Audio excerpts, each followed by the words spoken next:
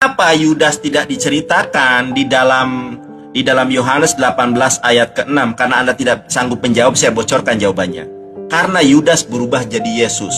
Ketika apa? Ketika tentara Romawi, rabi-rabi Yahudi dan orang-orang Farisi itu jatuh ke tanah pingsan. Ustadz Nandar ini kasihan ya, tidak bisa mengerti atau memahami teks. Yohanes 18 ayat yang ke-6 itu tidak bisa dilepaskan dari ayat sebelum dan sesudahnya ya.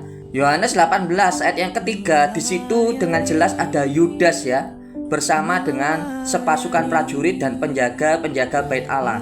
Kemudian ayat yang keempat saya bacakan, maka Yesus yang tahu semua yang akan menimpa dirinya maju ke depan dan berkata pada mereka, siapakah yang kamu cari? Ayat yang kelima, jawab mereka, Yesus dari Nazaret. Katanya kepada mereka, akulah dia. Yudas yang mengkhianati dia berdiri juga di situ, dan seterusnya. Ayat yang keenam, ketika ia berkata kepada mereka, akulah dia, mundurlah mereka dan jatuh ke tanah.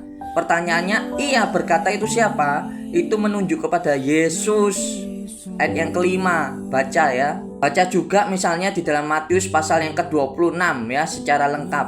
Baca juga Matius 27 itu secara lengkap ya. Saya bacakan beberapa ayat. Misalnya Matius 27 ayat yang ketiga. Pada waktu Yudas yang menyerahkan dia melihat bahwa Yesus telah dijatuhi hukuman mati, menyesallah ia. Lalu ia mengembalikan uang yang 30 perak itu kepada imam-imam kepala dan tua-tua. Matius 27 ayat yang kelima. Maka ia di situ siapa? Yudas pun melempar uang perak itu ke dalam bait suci, lalu pergi dari situ dan menggantung diri ya.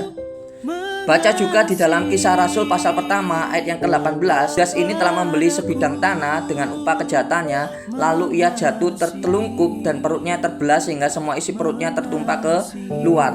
Jadi setelah gantung diri, mati, kemudian pohonnya patah ya, karena nggak kuat menahan tubuh daripada Yudas, kemudian jatuh ya mayatnya ya.